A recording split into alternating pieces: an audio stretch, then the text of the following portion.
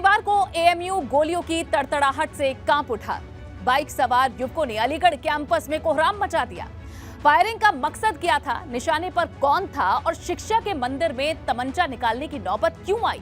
Firing करने वाले युवकों का क्राइम रिकॉर्ड क्या कहता है, सब कुछ जानिए हमारी इस खास रिपोर्ट में। एएमयू कैंपस में कोहराम, फायरिंग से दहला कैंपस। तकरीबन 2 दर्जन कारतूस, एक देसी कट्टा और एक माचिस। जरा सोचिए, अगर ये कारतूस फिजाओं में दाग दी जाती है तो कितना कोहराम मचता, कितनी अफरा तफरी मचती। तबाही के सामान बरामद हुए हैं मरून जैकेट पहने इस लड़के के पास से, जिसका नाम है शुएब उर्फ चोबा, जिसे उसके फ्लैट जीवनगढ़ से उसके बैग सहित दबोचा गया था। दरअसल दोपहर के करीब 12:30 बजे अलीगढ़ मुस्लिम विश्वविद्यालय के जनरल एजुकेशन सेंटर के सामने कुछ छात्र बैठे थे। इसी दौरान मोटरसाइकिल पर सवार होकर 2 युवक आए और छात्रों को धमकाने लगे। उसके बाद क्या हुआ, ये आप एएमयू के प्रॉक्टर सैयद नवाज जैद अली की जुबानी ही सुनिए। देखिए, आज एक घटना हुई है हमारे यहाँ 12:30 बजे जी, जो जनरल एजुकेशन सेंटर है उसके लॉन में कुछ बच्चे बैठे हुए थे। तो वहाँ पे 2 लड़के बाइक पे सवार होके आए और उन्होंने उनको धमकाने की कोशिश की। फिर दोबारा लौट के आए, उन्होंने एक फायर किया वहाँ पर। जब फायर करने के बाद हमारी टीम जब तक वहाँ पे, जब हमको सूचना मिल चुकी थी, हमने इंस्ट्रक्शन दिया कि फ़ौरन वहाँ पहुँचिए। लिखा के इसको हम लोग पकड़ के फिर प्रॉक्टर ऑफिस लेके आए। इसके पास से काफ़ी तादाद में असला बरामद हुआ है। पकड़े गए शुएब उर्फ चोबा का एएमयू से पढ़ाई लिखाई में कोई ताल्लुक नहीं है। चोबा की माने तो कुछ लड़कों के साथ कहासुनी के बाद वो कारतूस और असलहे के साथ वहां पहुंचा था। क्या मैं जा रहा था वहां से, गाड़ी पे से जा रहा था। मैं गाड़ी पे से जाके 3-4 लड़की बैठी थी। एक ने मतलब दूर से इशारा कर दिया, कमेंट पास कर दी थी मतलब। तो मैंने गाड़ी मोड़ के लगाई। लगाने के बाद तो मैंने लड़के को बुलाया, मैंने इधर आ, मैंने उसे मतलब वो मुझे गाली गुप्तारी करने लगा। तो फिर वहीं से हाथापाई शुरू हो गई थी मतलब। फिर मैं वहाँ से चला गया था। फिर वहाँ से आके फिर मैंने ये सब चीज़ें ली थी मतलब, जो भी मेरे पास बरामद है। अब सवाल है कि शुएब उर्फ चोबा के निशाने पर कौन था। बात छोटी थी तो चोबा 2 दर्जन कारतूस लेकर क्यों आया था?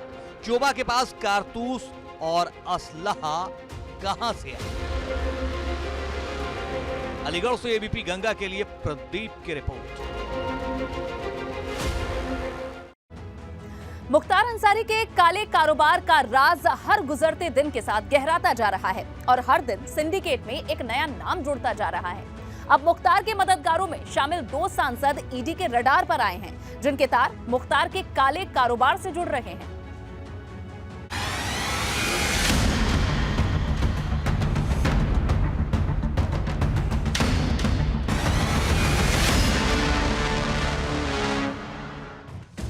पहले रडार पर मुख्तार के रिश्तेदार, अब 2 सांसदों के भी जुड़ गए तार। दोनों सांसदों पर कसेगा शिकंजा। दोनों सांसदों पर पड़ेगा ईडी का पंजा। मुख्तार की मायावी दुनिया का जाल। पूर्वांचल के माफिया डॉन मुख्तार अंसारी की काली कमाई के तिलस्मे राज जैसे जैसे खुल रहे हैं, हर दिन चौंकाने वाले खुलासे हो रहे हैं। लेकिन इस बार जो खुलासे हुए हैं उसने तमाम एजेंसियों को भी अलर्ट मोड पर ला दिया है, क्योंकि इस बार जो रडार पर आए हैं वो उत्तर प्रदेश की एक बड़ी पार्टी के सांसद हैं। वो पार्टी जिसकी यूपी में कभी हुकूमत चलती थी। पूर्वांचल के माफिया डॉन के तौर पर बदनाम पूर्व बाहुबली विधायक मुख्तार अंसारी के खिलाफ दर्ज मनी लॉन्ड्रिंग केस में ईडी की जांच का दायरा लगातार बढ़ता जा रहा है। ईडी अब तक इस मामले में मुख्तार अंसारी के विधायक बेटे अब्बास अंसारी और साले सरजील रजा को गिरफ्तार कर चुकी है। कोर्ट की परमिशन से ईडी ने दोनों को अपनी कस्टडी में रखा हुआ है। ईडी के रडार पर आए सांसदों में पहला नाम गाजीपुर से सांसद और मुख्तार के बड़े भाई अफजाल अंसारी का है। अब तक हुई पड़ताल में ईडी को यह जानकारी मिली है कि मुख्तार अंसारी, उसके बेटों और ससुराल वालों के द्वारा किए जा रहे अवैध कारोबार और काली कमाई को सांसद अफजाल अंसारी ही सियासी संरक्षण देते रहे हैं। सूत्र ये जानकारी दे रहे हैं कि ईडी की टीम एक बार फिर से अफजाल अंसारी को समन जारी कर उन्हें पूछताछ के लिए तलब करने की तैयारी में है। दरअसल ईडी को इस बात का शक है कि मुख्तार अंसारी, उनके बेटे और ससुराल के लोग जो काली कमाई करते हैं, जिस तरीके से अवैध कारोबार संचालित करते हैं, जिस तरीके से उन्होंने अवैध संपत्तियां अर्जित कर रखी हैं, उन सभी को सियासी संरक्षण अफजाल अंसारी ही देते हैं। अफजाल अंसारी की शह पर ही मुख्तार अंसारी के परिवार ने अपना अवैध साम्राज्य खड़ा किया है। यही वजह है कि सांसद अफजाल अंसारी एक बार फिर से ईडी के निशाने पर हैं। ऐसे में ईडी की टीम समन जारी कर एक बार फिर से पूछताछ के लिए तलब करने की तैयारी में है। ईडी के सूत्रों का दावा है कि उसके पास अफजाल अंसारी के खिलाफ पुख्ता सबूत हैं। अफजाल जांच में सहयोग नहीं करेंगे और तथ्यों को छिपाने का काम करेंगे तो जरूरत पड़ने पर गिरफ्तारी भी मुमकिन है। अगर ऐसा होता है तो मनी लॉन्ड्रिंग केस में यह मुख्तार के परिवार से तीसरी गिरफ्तारी होगी। गाजीपुर से सांसद अफजाल अंसारी मुख्तार के बड़े भाई हैं। ईडी को इस बात की आशंका है कि मुख्तार और उसका परिवार जो मनी लॉन्ड्रिंग करता है, उसने जो अवैध साम्राज्य खड़ा कर रखा है या फिर जो काली कमाई की जा रही है, उन सभी को सियासी संरक्षण अफजाल अंसारी ही देते हैं। यानी अफजाल अंसारी के संरक्षण और शह पर ही मुख्तार और उसका परिवार अवैध साम्राज्य तैयार किए हुआ है। यही वजह है कि ईडी की टीम अब अफजाल अंसारी को एक बार फिर से समन जारी कर पूछताछ के लिए तलब करने की तैयारी में है। मुख्तार के मददगारों में या यूं कहें सिंडिकेट में शामिल दूसरा नाम पूर्वांचल की घोसी सीट से बीएसपी सांसद अतुल राय का है। अतुल राय कभी मुख्तार अंसारी के खास गुर्गे कहे जाते थे। ईडी के पास इस बात की पुख्ता जानकारी है कि अतुल राय ने कारोबार से लेकर ठेकेदारी और ठेकेदारी से लेकर सियासत की बारीकियां मुख्तार अंसारी के परिवार से जुड़कर ही सीखी हैं। मुख्तार और अतुल राय की कंपनी का कारोबार एक ही है। मुख्तार की कंपनी जहां मोबाइल टावर लगाने का काम करती है, तो वहीं अतुल राय की कंपनी इन मोबाइल टावर्स में तेल सप्लाई का काम करती है। ईडी को इस बात का शक है कि अतुल राय की कंपनी मुख्तार अंसारी की बेनामी संपत्ति हो सकती है या फिर अतुल राय की कंपनी में मुख्तार के परिवार की हिस्सेदारी हो सकती है। अतुल राय के बारे में यह कहा जाता है कि कारोबार से लेकर सियासत की बारीकियां उन्होंने मुख्तार अंसारी के परिवार के सानिध्य में रहकर ही सीखी। दोनों के परिवार का जो कारोबार है वो एक ही है। मुख्तार अंसारी का परिवार मोबाइल टावर लगाने का काम करता है, जबकि अतुल राय की जो कंपनी है वो इन मोबाइल टावर में तेल भरने का काम करती है।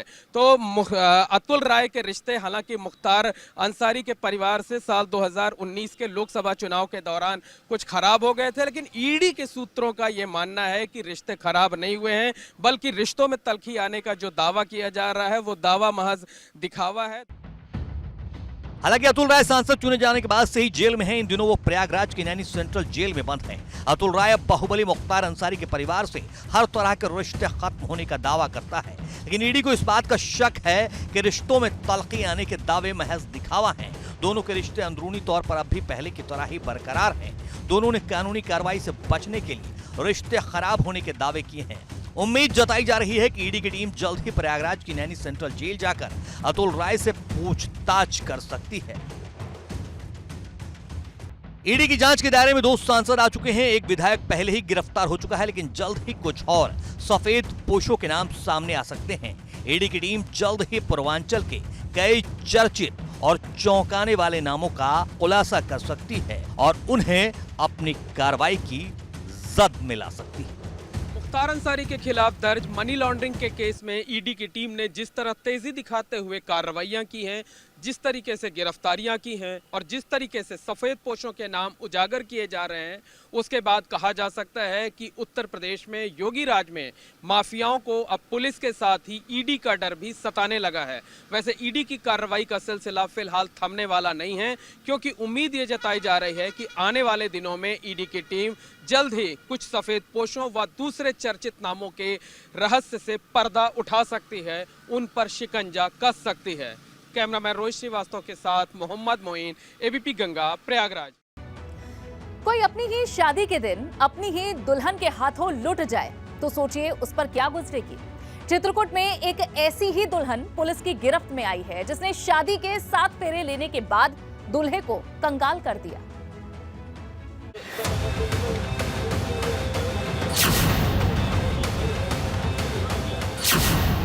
दूल्हे ने शादी की मंडप सजाई,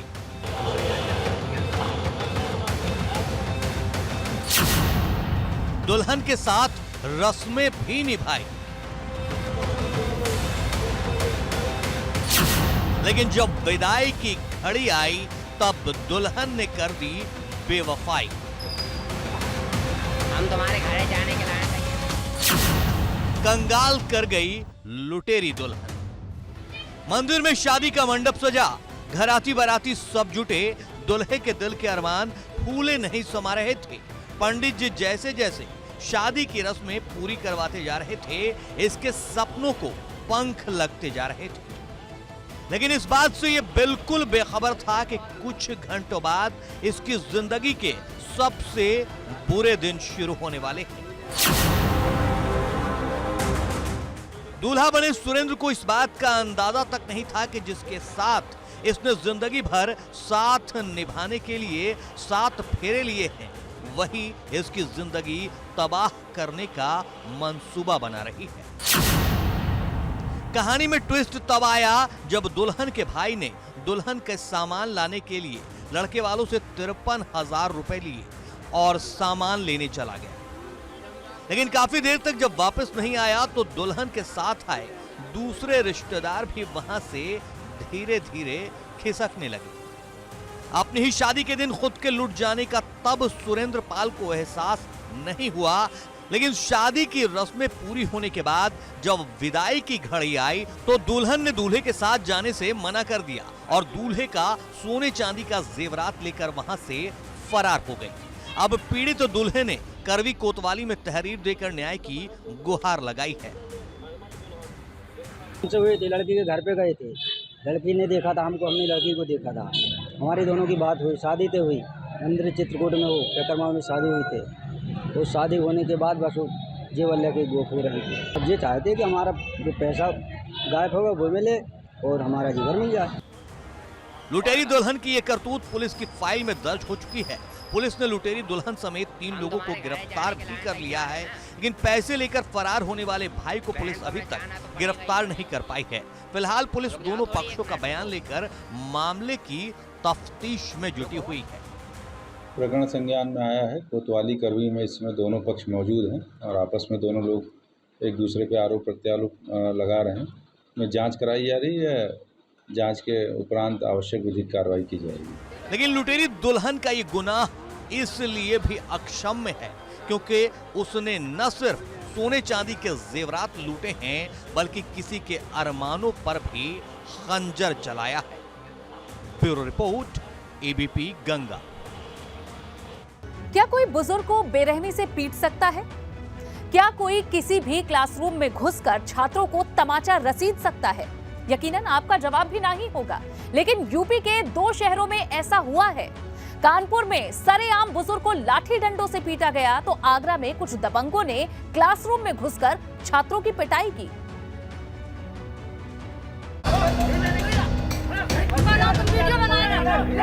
जमीन पर एक बुजुर्ग को घसीटा जा रहा है और कुछ लोग लाठी डंडे से बुजुर्ग को बेरहमी से पीट रहे हैं। किसी के हाथ डंडा है तो किसी की जुबान पर गाली।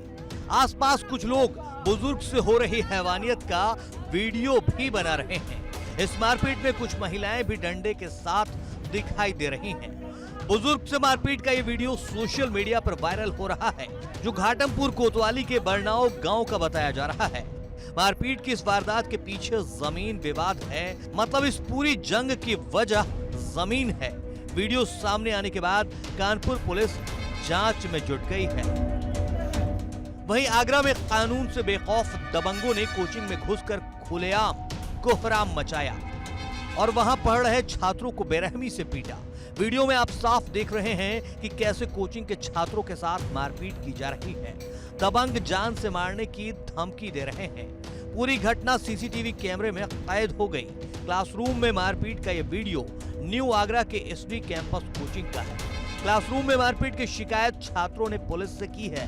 5 नामजद के खिलाफ एफआईआर दर्ज करा गया है, जबकि कई अज्ञात लोगों के खिलाफ केस दर्ज किया गया है, जिन्हें पुलिस तलाश रही है। हालांकि इस मामले में पुलिस के हाथ अब तक खाली है। सवाल है कि दबंगों को छात्रों से क्या परेशानी थी, वो स्कूल में बेहिचक दाखिल कैसे हुए, क्या कानून पुलिस का खौफ खत्म हो चुका है? जाहिर है इन सवालों का जवाब पुलिस को देना होगा। Bureau report, ABP Ganga. और चलिए अक्षर में भी फिलहाल के लिए बस इतना ही।